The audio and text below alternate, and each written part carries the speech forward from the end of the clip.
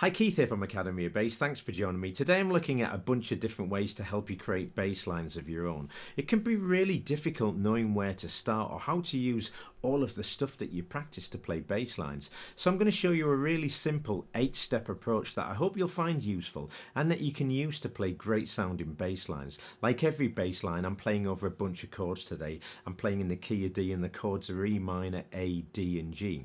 If you know how to play a chord arpeggio, you know what a root and fifth is, and you can play a pentatonic scale, you'll find it a little bit easier to use what I'm about to show you. But if you don't know any of that, it really doesn't matter because there's a completely free PDF for this lesson that's got everything in that you need to know. I've also done lessons on some of these things in the past, so I'll post links to those.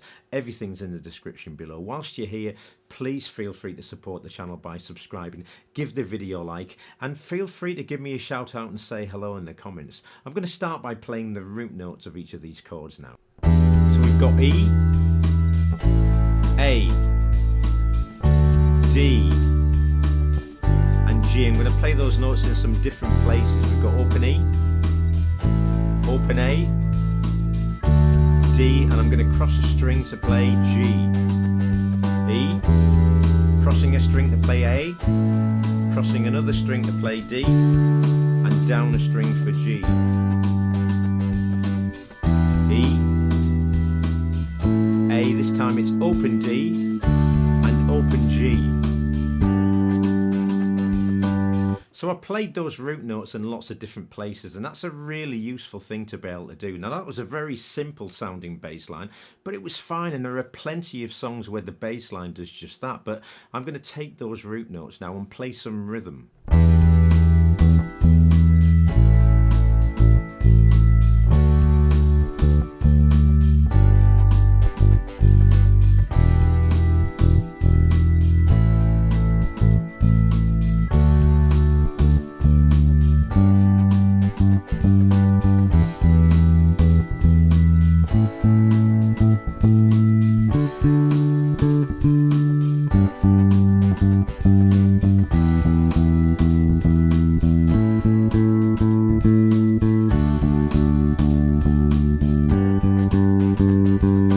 So the rhythm has really helped our root note bass line. I played a few different rhythms there. The first was this. Second was a bit busier. And the third busier still. I like them all, but whichever rhythm you choose to play, it's very much a personal choice. I'm going to move things on a step further now and introduce a harmonic note. This time I'm going to play the fifth of every chord, and the fifth is the perfect complement to use with any root note. The other nice thing about it is the shape is really easy to remember. If I take this E root note, the fifth is just up 2 frets and across a string, and that's a B. By the same token, if we take this E and move it down a string, we get the root, or sorry, the fifth below the root. So we've got the fifth above the root, the fifth below the root. The other great thing about this is that shape's exactly the same whether the chord's major or minor.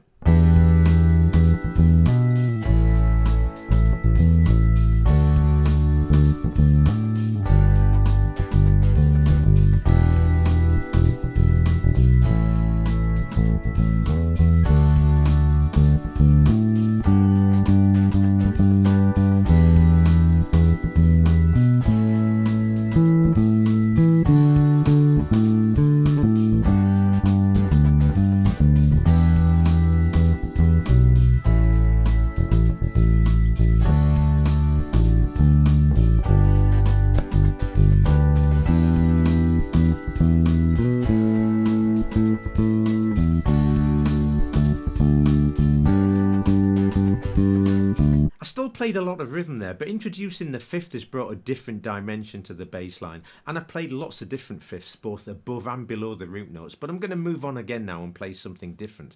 This time I'm going to play root fifth and octave, and the best thing about this is it's going to introduce you to a shape that's going to help you navigate the fingerboard and move around really easily. So starting from E here at the 7th fret of the A string, we've got root fifth and octave. Now I'm leading with my first finger, root fifth and octave, but you can also play that in reverse, leading from your little finger, octave, fifth and root, and from this root we've got the fifth below. So this shape gives us access to lots of notes, but I'm going to play through the chord progression now and show you just how easy it is to move around leading between your first and little finger. So we've got E, root, fifth and octave, then we jump into A at the 7th fret of the D string, octave, fifth and root.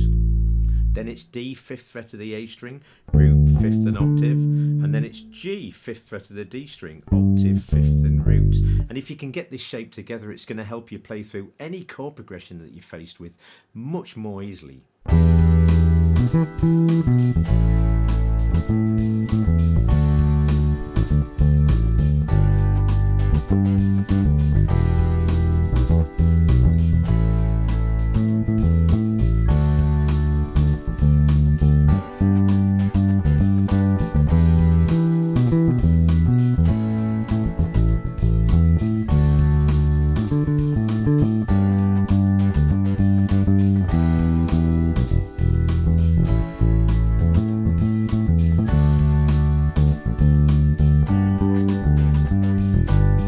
I'm not breaking everything down that I play because it's all in the PDF, so please do make sure that you grab a copy of that. The one thing that I do want you to appreciate though is just how flexible and easy this can be. So we've got root, fifth and octave. That's just 2 notes, the root, the fifth.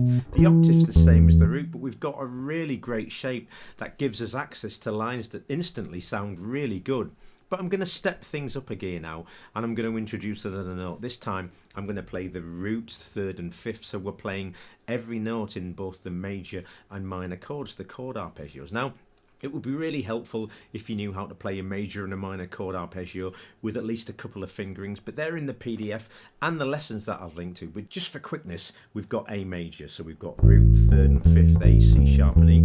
We can also play like this, root, 3rd and 5th, or A, C sharp and E. Minor chord, E minor. We've got root, flat and 3rd and 5th, or E, G and B. We can also play it with this fingering, root, E, flat and 3rd, G and B. And during the course of this bass line, I may also play those lines a slightly different way. All I mean is that instead of playing root, 3rd and 5th, I might play octave, 3rd and 5th. So here we go.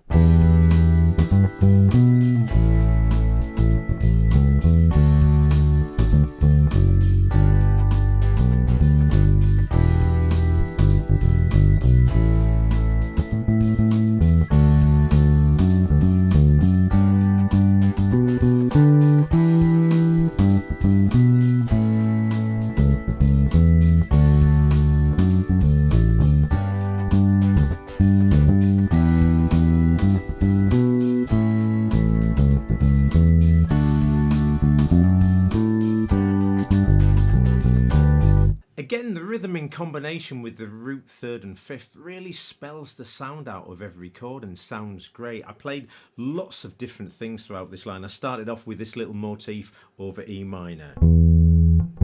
Little rhythm using the root, flat and 3rd and 5th. I did a similar thing over A major. Playing root, 3rd and 5th. Over D I played this. So root to 5th, back to the root, and then I went down to the F sharp, which is the major 3rd, which led beautifully into the G. Later on in the line over D I played this. So I toggled between the root and the 3rd. I also played this over E minor. So that's the octave, the flat and 3rd, and the 5th. That's the variation of this arpeggio pattern. So octave, E, flat and 3rd, G and B the 5th, and I played a similar line over A major, octave, 3rd and 5th, and towards the end I played some open strings. I played open D, F sharp and A, that's root, 3rd and 5th of D major, and the line finished with me playing an open G string. I fretted that same G note at the 5th fret of the D string, 3rd, 5th and a root note of a G major chord. But you can play these arpeggios in different ways. You don't have to play root, 3rd and 5th. You can play them in any order. You could play root, 5th, 3rd, root, octave, 3rd, 5th, or root, 3rd, root, 5th. You can do anything. So let's have a listen to some of these now.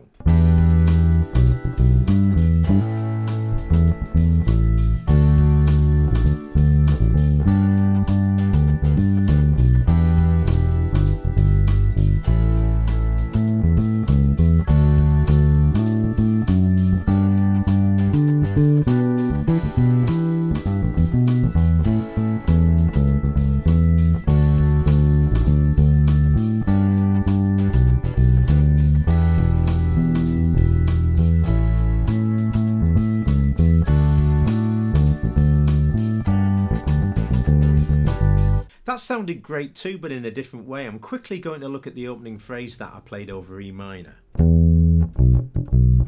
So I started from E, the root note, at the 7th fret of the A string, then it was down to B, the 5th at the 7th fret of the E string. From there I lifted my finger off to play a muted E string, then it was B again. Then I jumped to G, the flattened 3rd at the 5th fret of the D string, and it was back to E, the root note. That's a really interesting use of a minor chord arpeggio, but I played lots of different examples all the way through that bass line, and they're all in the PDF. But I'm moving on now because the stakes are getting a little bit higher harmonically speaking, and I'm going to be using pentatonic scales. The great thing about the pentatonic scale is that the major pentatonic scale is the perfect fit to use over any major chord in any musical situation, and similarly the minor pentatonic scale is the perfect fit to use over any minor chord. I'm playing over A, so the pentatonic scale here is A, the root note with the 2nd finger, B, the 2nd with the little finger, C sharp, the 3rd with the 1st finger, E, the 5th with the little finger, F sharp, the 6th with the 1st finger, and then finally A, the root note with the little finger. And that fingering's pretty standard, but there's also a 2nd fingering that takes us up the fingerboard. A, the root note with the 1st finger, B, the 2nd with the little finger, C sharp, the 3rd with the little finger, E, the 5th with the 1st finger, F sharp, the 6th with the little finger, and then finally A, the root note with the 1st finger. And E minor, we've got E, the root note, we've got G, the flattened 3rd with the little finger, A, the 4th with the 1st finger, B, the 5th with the little finger, but you can also play that with the 3rd finger if you prefer. Then we've got D, the flattened 7th with the 1st finger, and then back to E with the little finger or the 3rd finger. And there's also a 2nd finger pattern that either starts with the ring finger or the little finger. I prefer the little finger, so this time we've got E, the root note, then we've got G, the flattened 3rd with the 1st finger, A, the 4th with the little finger, moving up to B, the 5th with the little finger, and then it's D, the flattened 7th with the 1st finger, and then finally E, the root note. So let's have a listen to how the pentatonic scales sound now.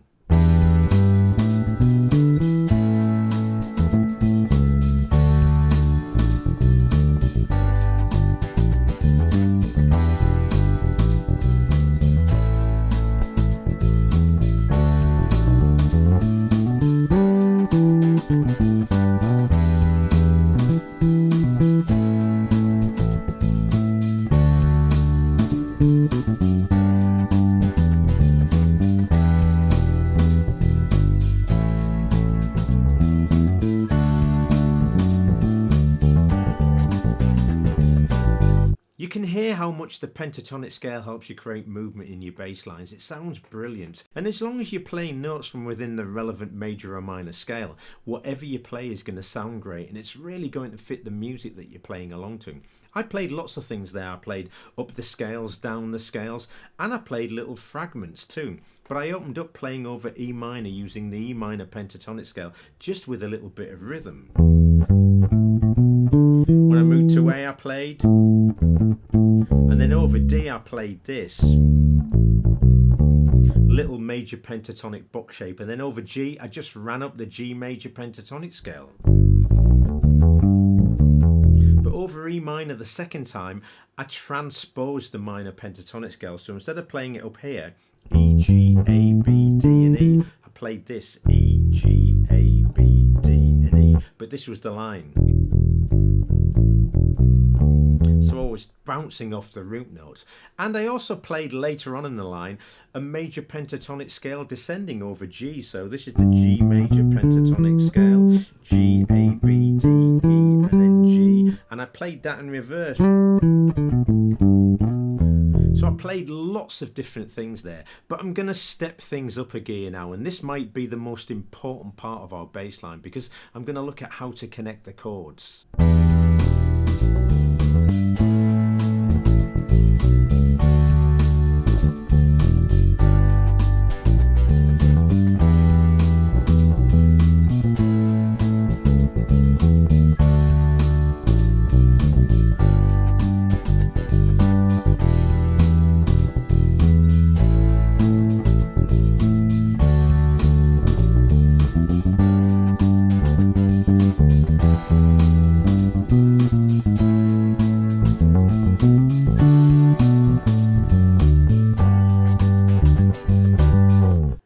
much used a little bit of everything that I've looked at so far then. Don't forget all of the lines that I played and all of the connections that I made are notated in both standard notation and tab, and they're in the free PDF for this lesson. If you haven't already downloaded a copy of that, make sure you grab a copy. I opened up there with a minor pentatonic line ending on G, the flattened third of E, which leads naturally into A, the root note of the next chord. So this goes to show what a natural connecting device the pentatonic scale is. From this A, I jumped down to the root note and I played A, B, C sharp. They're the first three notes of a major pentatonic scale.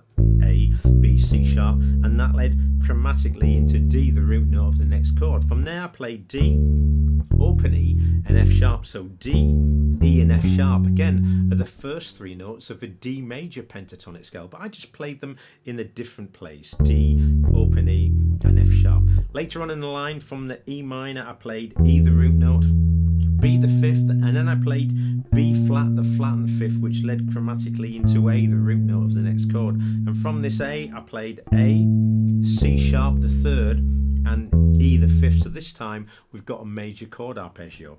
A, the root or the octave, C sharp, the third, E, the fifth, and from there I played E flat, the flattened fifth, which led chromatically into the next chord, D. Later in the line, over D, I played this. So it's a chromatic line. We've got D, E, F natural, F sharp, G.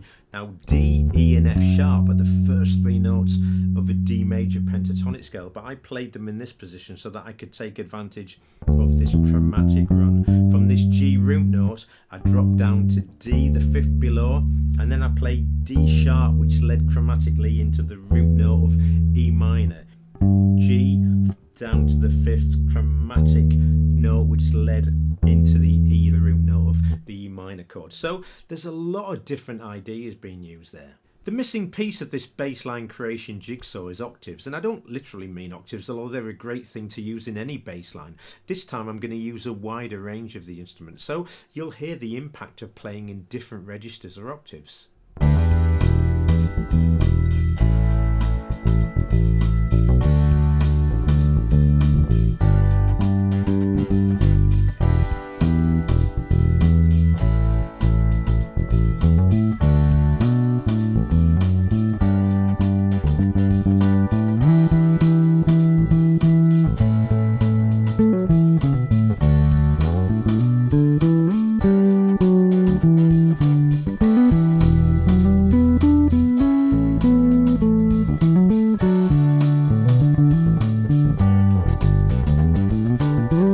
I really do hope that you've enjoyed this lesson and that you found it useful. The best thing about this stepped approach is that it doesn't matter what level of player you are or what your understanding is like. You can still use it to help you play better bass lines. Thanks for joining me today, and I'll see you next time.